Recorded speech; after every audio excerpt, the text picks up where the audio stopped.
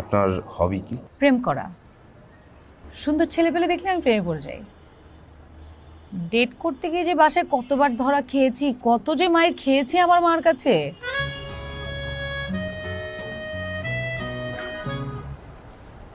আপনি কি আমার কথা বিশ্বাস করলেন? সত্য বললে হ্যাঁ, আমি একা থাকতে পছন্দ করি, তাই নারী জগৎ আমার কাছে গ্যালাক্সির মতোই অজানা।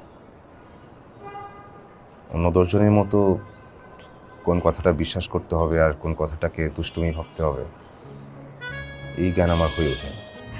ভাইরে, আপনি তো মহা বোকা মানুষ।